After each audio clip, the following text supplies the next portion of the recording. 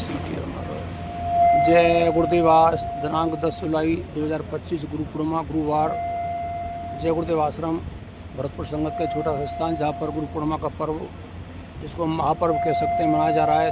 73 साल बाद गुरु महाराज का ये संयोग बना। प्रथम दिन जो सत्संग सुनाया था उस दिन भी 10 जुलाई गुरुवार 1952 का सन राजपने वही सत्र 10 जुलाई गुरुवार और 52 का हुआ उल्टा 25 तो 2025 का दिन। जय गुरुदेव।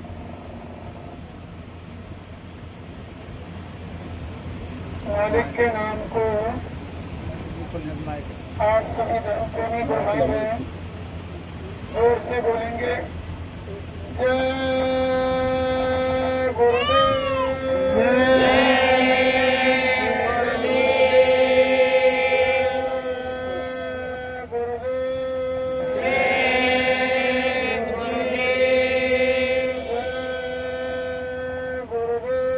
जय गुरुदेव।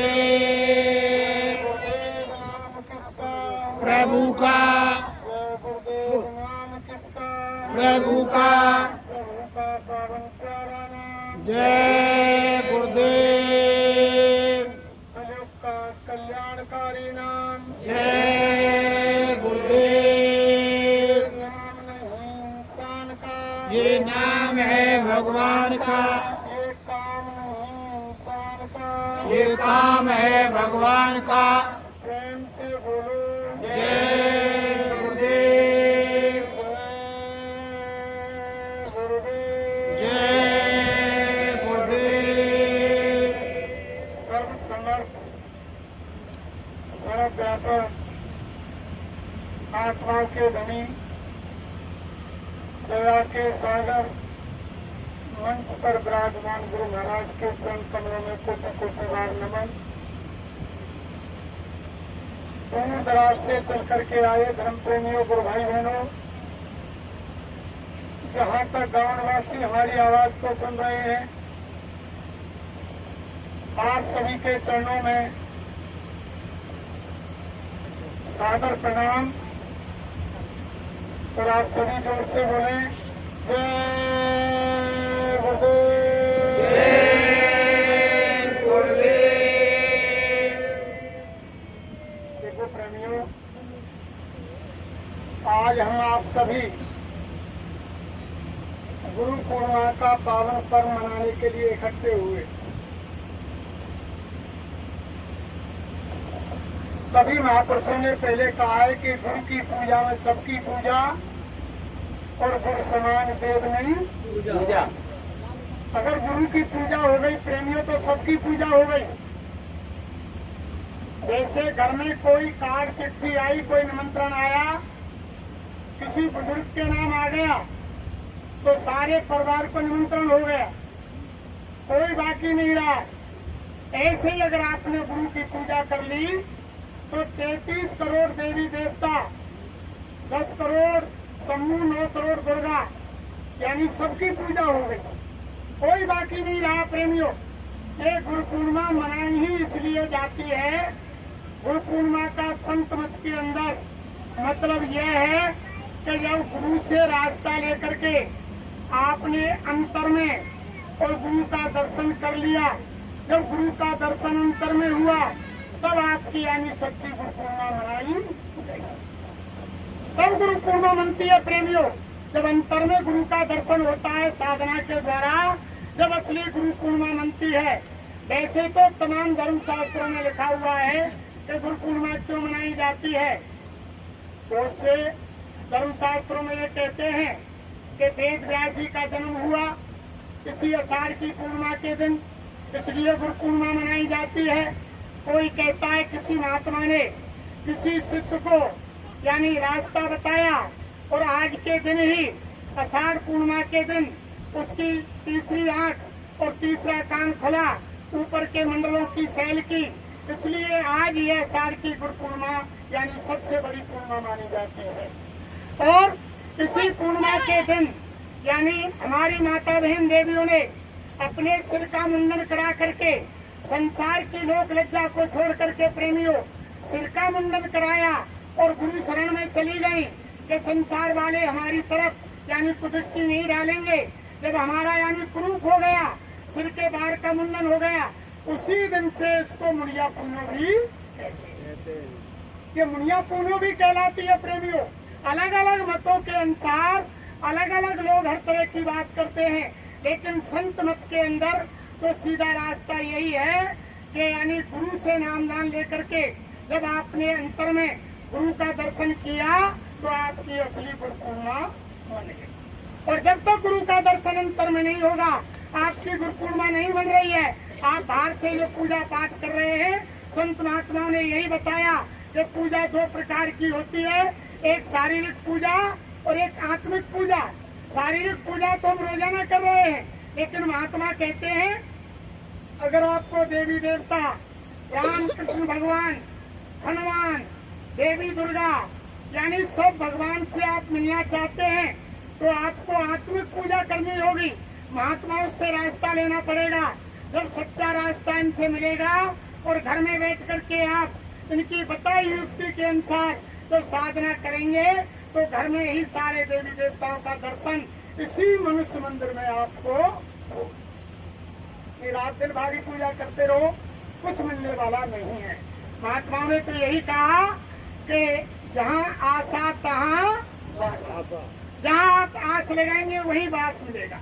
पत्थर की पूजा करेंगे तो पत्थर का जन्म मिलेगा, पानी की पूजा करेंगे तो पानी में जल के जीव का जन्म मिलेगा, यानी वृक्ष की पूजा करेंगे तो यानी वृक्ष योनि में चले जाओगे। जहाँ जहाँ आप अपने मन में विचार करके पूजा करोगे शारीरिक, वही आपको जन्म मिलेगा और आत्मा की मुक्ति नहीं। आत्मा की मुक्ति तभी होगी जब महात्माओं से रास्ता लेकर के घर में बैठ करके साधना करोगे, उनके बताए रास्ते पर चलोगे, तब जा करके यानी आत्मा की मुक्ति होगी। ये सच्ची गुरु पूर्णिमा है। तो देखो प्रेमियों, एक गुरु पूर्णिमा की प्रार्थना है।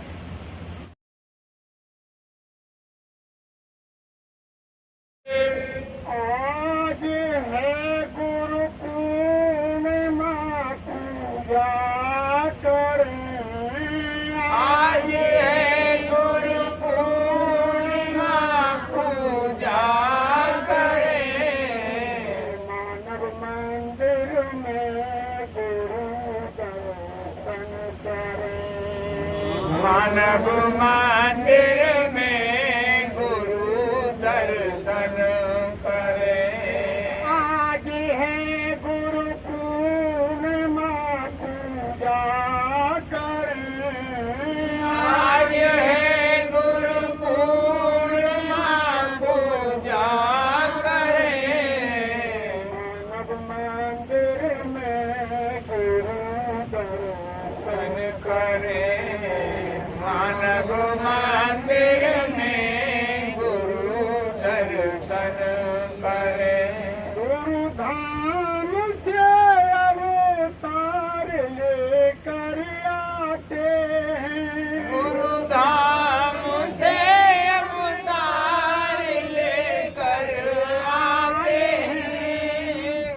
गुरु धाम से अवतार लेकर आए हैं, गुरु धाम से अवतार लेकर आए।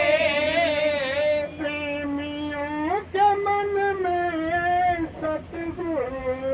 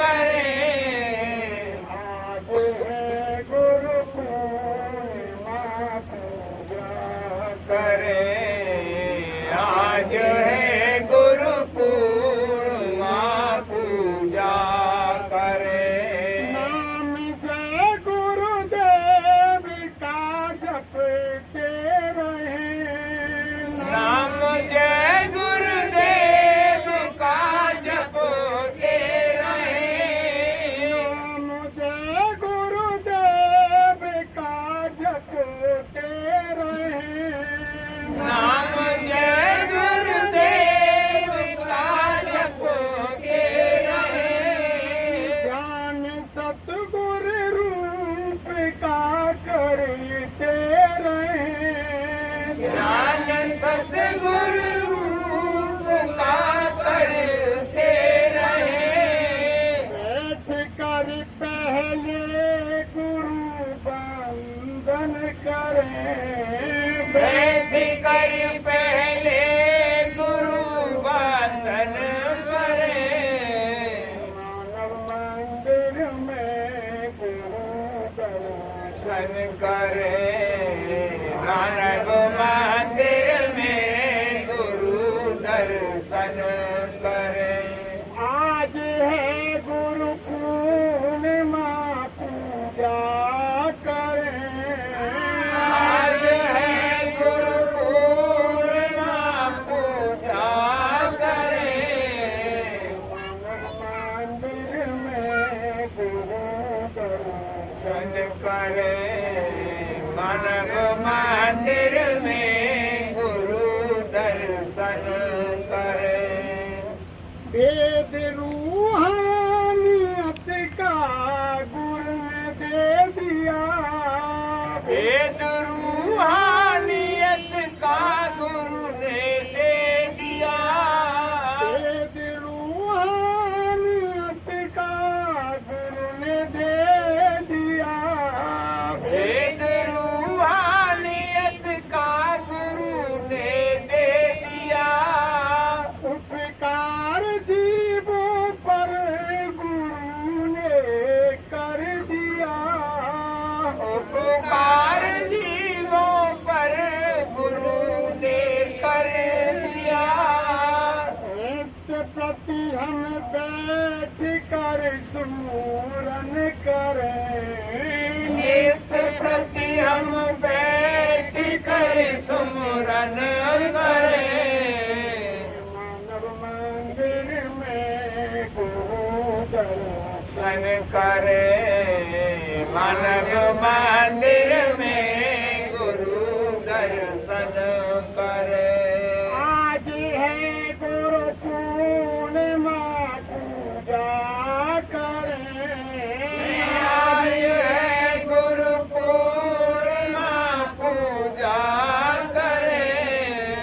मानव मंदिर में गुरु दर्शन दर्शन करें, मानव मंदिर में गुरु दर्शन करें। ज्ञान सुमरन और भजन करते रहे, ध्यान सुमरन और भजन करते रहे।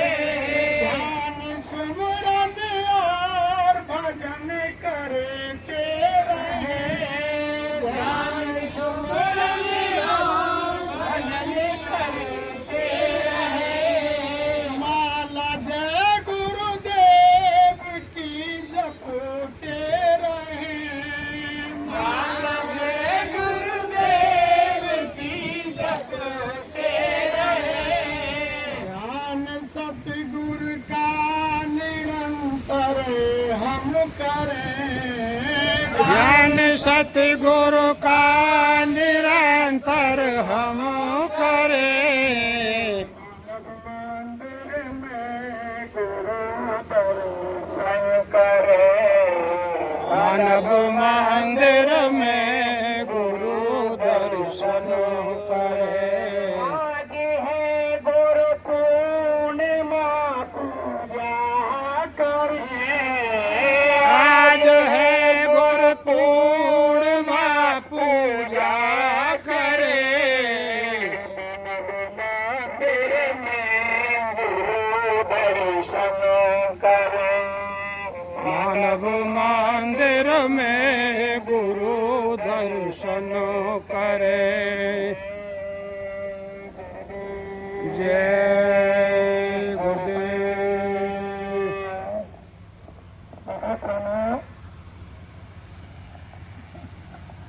रास्ते को बताने वाले सच्चे हैं और रास्ता भी सच्चा है। जब रास्ता बताने वाले सच्चे हैं और रास्ता भी गुरु सच्चा महाराज है, इस समय तो आप उनको भी कैसा किया बनना में चाहिए? विराजमान सच्चा। जब तक में नहीं बनेंगे, आत्माओं से कुछ प्राप्त नहीं कर सकते हो प्रेमियों। जब हम बाहर भीतर एक हो जाएंगे तो काम बन जाएगा। यानी हम वहां से बैठ करके तो प्रेम देने के लिए तो महात्माओं ने तो ये कहा जब कर्म प्रदेश कुशल बहुत यानी दूसरे को उपदेश देने में बहुत कुशल होते हैं उसमें हम भी आते हैं। लेकिन जब तक हम स्वयं नहीं बाहर भीतर एक से होंगे तब तक प्रेमियों काम नहीं बनेगा। ऐसा नहीं होना चाहिए कि कल खाए कि मन मेलो तुम उजरो, मन मेलो तुम उजरो बगला जैसे भेष, जाते तो कौआ भरो बाहर भीतर एक। आज दिनांक 10 जुलाई गुरु पूर्णिमा का महापर्व सत्र 2025 गुरु महाराज ने आज ही के दिन सन 1952 में 10 जुलाई को गुरुवार गुरु पूर्णिमा के दिन अपना पहला सत्संग उन्होंने सुनाया था। उन्हीं की याद में आज इस छोटे से आश्रम पर जो भरतपुर संगत द्वारा आपके सहयोग से निर्माणाधीन है, अभी यहाँ पर गुरु पूर्णिमा का पर्व मनाया जा रहा है। भंडारा भी यहाँ होगा और हमारे मुरारी इस समय गुरु पूर्णिमा पर्व पर गुरु महाराज के संदेश को सुना रहे हैं, गुरु पूर्णिमा के बारे में बता रहे हैं। मन मंदिर में गुरु पूर्णिमा मनाएं ऐसा उन्होंने भी प्रार्थना के माध्यम से बतलाया है। आप देख रहे हैं जय गुरुदेव चैनल नदवई। यदि आप चैनल को पहली बार देख रहे हो तो आप चैनल को सब्सक्राइब करें, लाइक करें, बेल दबाएं। जय गुरुदेव। आगरा जयपुर जो रोड है यहाँ NH21 ठीक उसके पास हमारा ये छोटा सा आश्रम, इसका ये मुख्य द्वार मुख्य गेट जहाँ पर रंगोली द्वारा सजा गया है और रास्ते में झंडे बांधे गए हैं। जय गुरुदेव। सामने ये देखिए अब बिल्कुल यहाँ से मात्र 150 मीटर होगा ये NH21।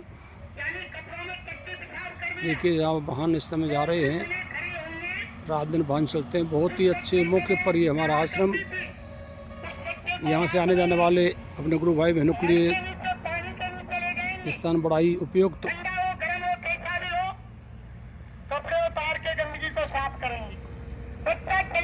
बहुत ही सुहावना इस समय मौसम भी है।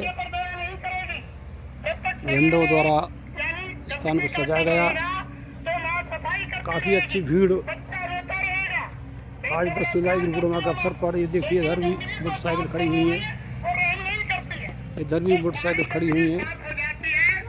इधर ये देखिए वाहन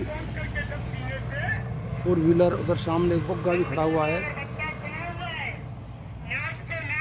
अभी यहाँ दोपहर 2 बजे तक भीड़ बढ़ने वाली है।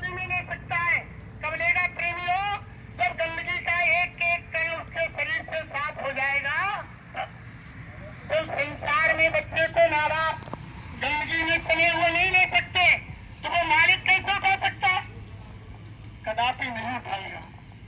इसलिए प्रेमी और आदर कहते हैं,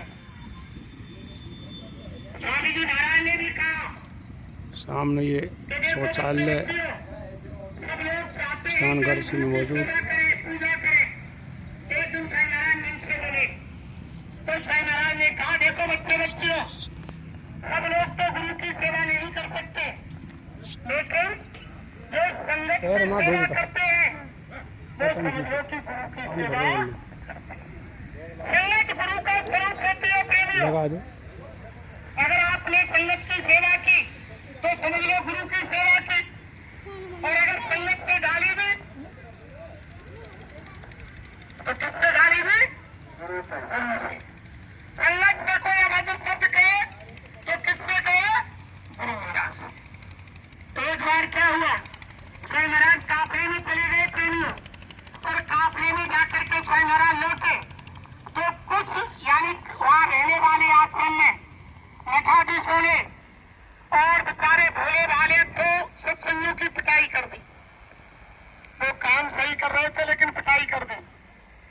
जब उनको मारा, स्वामी महाराज काफिले से लौटे प्रेमियों। लौटने के बाद सब पूरे हिंदुस्तान के जिले के जिम्मेदार बुलाए। स्वामी महाराज ने मीटिंग ली, उसमें हम अब आगे हम भी शामिल थे। जब वहां से फोन आया तो हम भी गए। गुरु महाराज तख्त पर बैठ गए और तब गुरु महाराज ने कहा, अरे बच्चे बच्चियों देखो, ऐसा बर्ताव सत्संगी के साथ नहीं होना चाहिए। जब तुम सत्संगी है उनको बेकसूर क्यों मारा? फिर गुरु महाराज क्या बोले मन से, अरे बच्चा देखो, तुम कोई तुम्हारे मन में गिलानी चिंता मत लाओ। इन्होंने तुमको नहीं मारा है, इन्होंने मुझको मारा है। गुरु महाराज मन से बोले कि इन्होंने मुझको मारा है, मुझको पीटा है, तुमको नहीं पीटा है।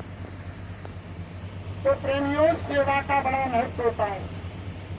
स्वामी महाराज जब मथुरा आश्रम में साधना शिविर लगती थी तो गुरु महाराज 15 दिन की साधना शिविर आश्रम पर लगाते थे। हमारे भाई बहन, माता बहन, देवियां वहाँ डलिया फावड़े नहीं मिलते थे, सेवा के लिए खत्म हो जाते। तो यही हमारी माता बहन देवियां जो गाड़ियों में घूमने वाली और जिनके घर खाना नौकर बनाते थे, झाड़ू पोंछा नौकर करते थे। लेकिन जब गुरु महाराज ने साधना शिविरें लगाई तो पूजा बंद कर दो भैया, बाद में अंत में जब सत्संग समाप्त हो जाए तब पूजा करना, अब कोई नहीं आएगा। जय गुरु। तो उस समय जब फावड़े डलिया नहीं मिलते मिट्टी डालने के लिए, तो यही हमारी माता बहन देवियां 1000 रुपया 2000 की साड़ी के पल्लू में और मिट्टी भर के और गुरु के आदेश से मिट्टी डालती। गुरु महाराज कहते थे जब नामदान लेने के लिए जाते थे तो स्वामी महाराज ये याद देते, तेरे बच्चे बच्चियों पहले सेवा करो और सेवा करने के बाद सत्संग सुनो।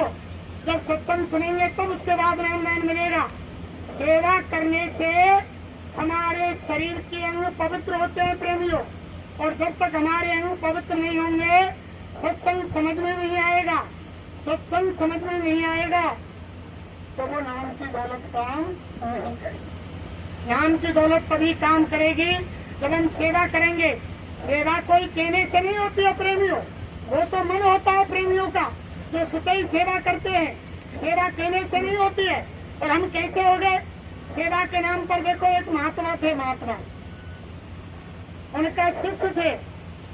महात्मा जी ने एक शिष्य से कहा, अरे बच्चा, वो भोजन का समय हो गया और लकड़ी लाओ और चूल्हा जला लो। और चेला कह रहे हैं कि गुरु महाराज आज मेरी तबीयत ठीक नहीं है, अगर हो सके तो आप ऐसा करो कि आप लकड़ी ले आओ और चूल्हे को जला दो।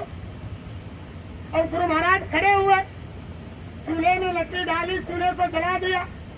फिर गुरु महाराज कहने लगे, अरे बच्चा, चूल्हे में अग्नि जल गई, अब तुम आटा लेकर के आटा तो लगा लो। कि गुरु महाराज मेरी तबीयत ठीक नहीं है, आटा भी अगर तुम लगा दे तो बहुत अच्छा होगा। और गुरु महाराज ने प्रेमियों आटा भी लगा दिया।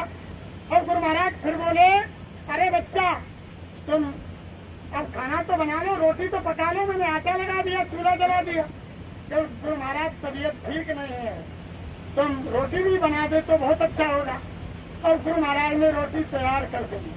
जब रोटी तैयार हो गई फिर गुरु महाराज बोले, अरे बच्चा, चूल्हा जला दिया, आटा लग गया, रोटी तैयार हो गई, अब बच्चा भोजन तो कर ले। अब तब क्या कहने लगा, मतलब की बात थी तब, अरे कि चलो गुरु के आदेश का यानी बार बार उल्लंघन करते हैं, अब की बार तो गुरु के आदेश का पालन कर ले, चल भोजन तो हम यानी कर ही लेंगे। गुरु महाराज, कई बार तुम्हारे आदेश का उल्लंघन किया हमने, लेकिन अब कितनी बार उल्लंघन करें, चलो जब आप कह रहे हैं तो हम रोटी तो खाई।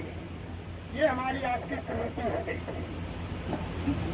ये संसार है, आपने देखा नहीं पहले समय में कितनी कितनी दिक्कतें इस नाम की दौलत पाने के लिए यानी प्रेमियों ने उठाई। बल्ला साहब की कहानी आपने रात दिन सुनी। बल्ला साहब बहुत बड़े जमींदार थे, बहुत बड़ी खेती थी, और यानी ब्याज पर पैसा दे करके गरीब लोगों को जब ब्याज पर वो दूना चौगना हो जाता तो उनकी जमीन को गिरवी रख लेते, बड़ी बड़ी गुलामी लोग उनके यहाँ करते, उनके यहाँ नौकरी करते, पैसा नहीं चुकता। उनके यहाँ एक गुरु का बंदा रहता था प्रेम में।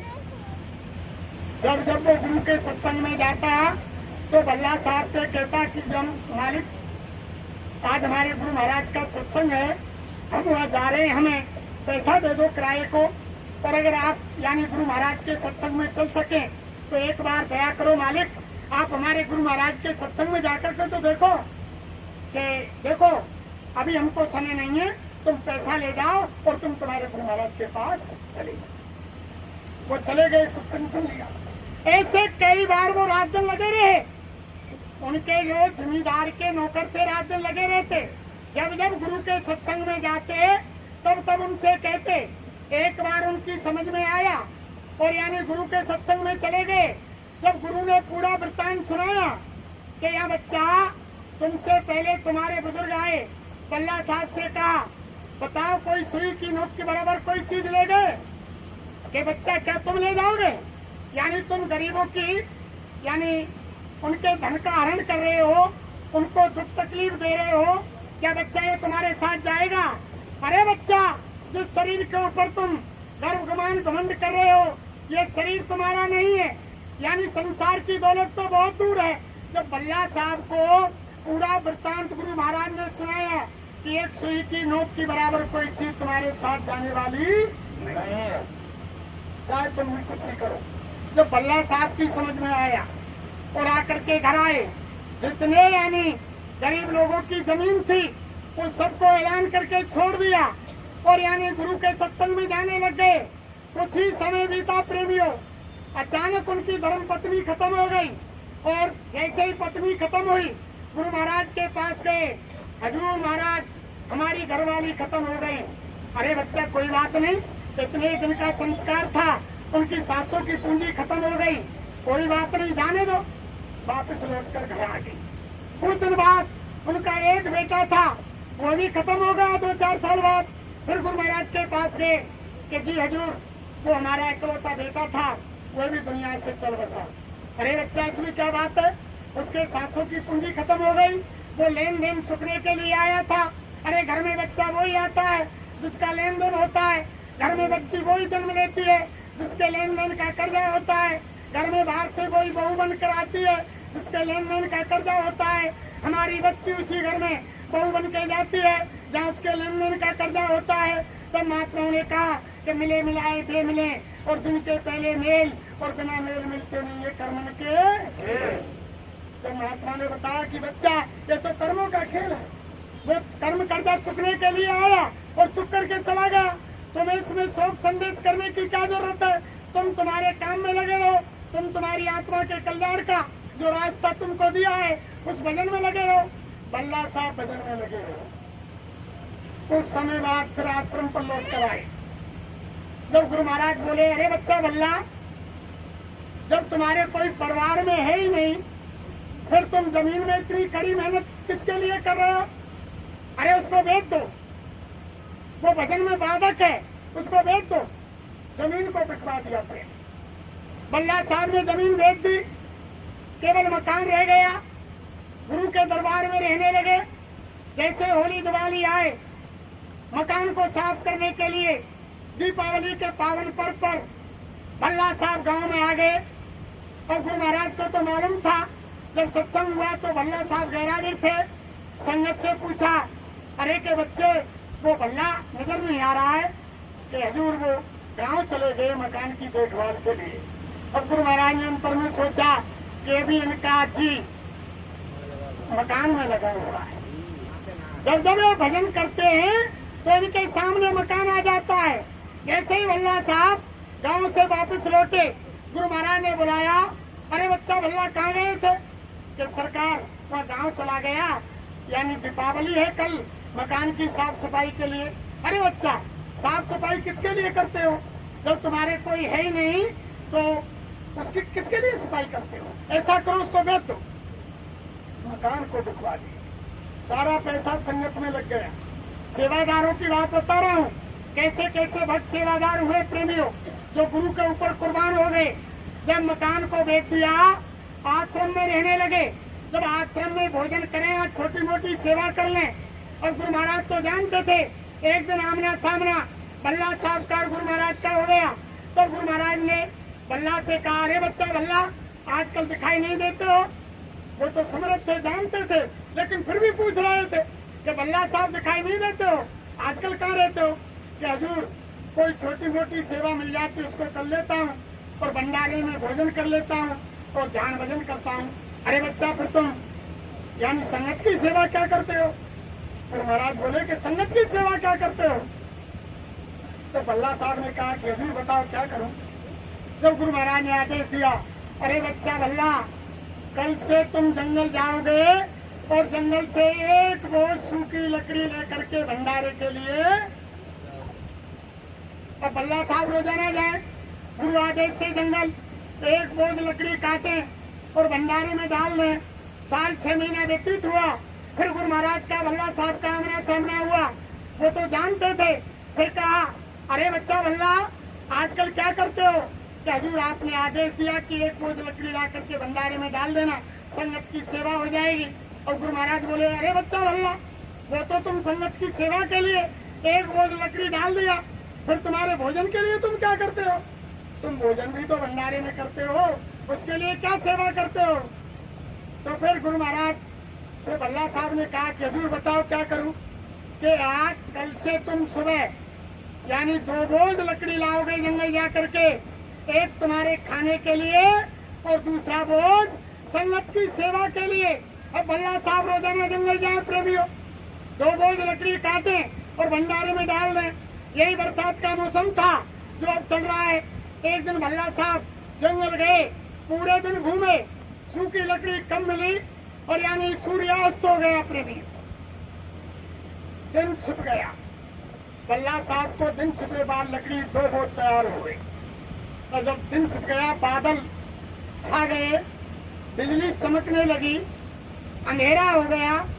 बल्ला साहब दोनों बोझ लकड़ी रख कर के सिर पर जब जंगल में चल रहे थे, तो बिजली की चकाचौंध में, बादल के अंधेरे में, और जब बल्ला साहब यानी उस पगडंडी को भूल गए, जब रास्ता भटक गए, जब अंधेरे में जब ही बिजली कड़की और बिजली कड़क गई, आंखों के सामने अंधेरा उजाला सा हो गया, रास्ता दिखाई नहीं दिया।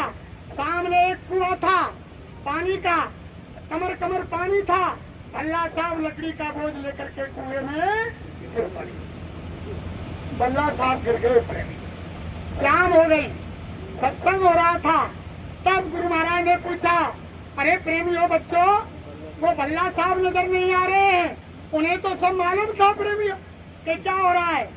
तब उन्होंने कहा कि जी हजूर, वो सुबह के जंगल गए हैं लकड़ी लेने के लिए, अभी नहीं लौटे हैं। अरे तुमने जब से क्यों नहीं बताया? लाओ रस्सी लाओ और एक यानी वो लुक्का बनाओ। पहले लैंटर्न टॉर्च, और यानी ये तो उजाले का साधन नहीं था, वो लुक्का बनाया, बना करके आग लगाई। आगे आगे गुरु महाराज, पीछे से संगत उसी दिशा में गए जहाँ बल्ला साहब कुएं में पड़े। आवाज लगाई प्रेमियों, अरे बच्चा बल्ला, कहाँ हो तुम? तब कुएं से आवाज आई, अरे सरकार, मैं यहाँ कुएं में पड़ा हुआ हूँ। अरे बच्चा, हम आ रहे हैं। गुरु महाराज कुएं के नजदीक पहुँच गए, रस्सी को डाल दिया और कहा, बच्चा बल्ला, ये रस्सी पकड़ो और बाहर निकल आओ। तो बल्ला ने कहा कि हजूर महाराज, मेरे सिर पर लकड़ियों का गड्ढा है। गुरु महाराज बोले, अरे बच्चा, ये लकड़ी क्या जान से प्यारी है? लकड़ी डाल दो और रस्सी पकड़ो, ऊपर आ जाओ। बल्ला ने कहा कि हजूर ऐसा नहीं होता, गुरु के आदेश का यानी उल्लंघन हो जाएगा। भंडारे की सेवा, मेरे भोजन की सेवा समाप्त हो जाएगी। पहले ये लकड़ी निकलेंगी, बाद में ये बल्ला निकलेगा। बहुत गुरु महाराज ने कहा, अरे बच्चा, फेंक दो लकड़ी, रस्सी पकड़ो, आ जाओ। कि नहीं हुजूर, ये नहीं हो सकता, पहले लकड़ी निकलेंगी, बाद में बल्ला निकलेगा। जब लकड़ी का बोझ बांधा, ऊपर आ गया, दोबारा रस्सी डाली गुरु महाराज ने, बल्ला साहब ऊपर आए। ऊपर आते ही गुरु महाराज ने प्रेमियों सीने से लगा लिया, पीठ को थपथपाने लगे। अरे बच्चा बल्ला, मैं तेरी सेवा से प्रसन्न हूँ, जो तुम्हें कुछ मांगना है सो मांग लो। आज तुम्हारी परीक्षा पूरी हुई, बच्चा भल्ला क्या मांगते हो मांग लो। तो भल्ला साहब ने कहा कि हुजूर सारी जन्नत यानी 3 लोक 9 खंड सबका सुख देने वाले अंड पिंड ब्रह्मांड सबके मालिक जब मेरे सामने खड़े हुए हैं, पूरे दाता मेरे सामने हैं, फिर हुजूर मैं आपसे क्या मांगू। जब पूरा दाता मेरे सामने खड़ा हुआ है, दाता ही मेरे सामने है, तो मैं क्या मांगू। मैं कुछ नहीं मांगता। फिर गुरु महाराज ने कहा अरे बच्चा भल्ला, मैं तुम्हारी सेवा से और तुम्हारी यानी श्रद्धा से, तुम्हारे भाव से, तुम्हारी गुरु भक्ति से मैं यानी प्रसन्न हूँ। आज तुम्हें कुछ ना कुछ तो मांगना ही पड़ेगा। तो भल्ला साहब ने कहा कि गुरु महाराज अगर तुम नहीं मानते हो तो मैं आपसे एक विनती प्रार्थना करता हूँ। जो परीक्षा आपने मेरी ली, आगे आने वाले जब भी तुम धरती पर आओ, तो जब भी तुम धरती पर यानी मनुष्य रूप में अपने अनामी धाम से चल करके आओ, तो किसी भक्त की शिष्य की ऐसी परीक्षा मत लेना। हे दाता दयालु, किसी शिष्य की ऐसी परीक्षा मत लेना। अगर तुमने ऐसी परीक्षा ली तो कोई भी शिष्य तुम्हारी परीक्षा में खड़ा नहीं करेगा। गुरु महाराज ने कहा कि ए मस्तू, अरे बच्चा जब हम धरती पर आएंगे हम कोई परीक्षा नहीं लेंगे और सीधे नाम की दौलत बख्शीश कर देंगे। बताओ किसी भाई बहन की परीक्षा गुरु महाराज ने ली? किसी की ली क्या? किसी की नहीं ली। पहले दांतों को उठाकर देखो, राजा महाराजा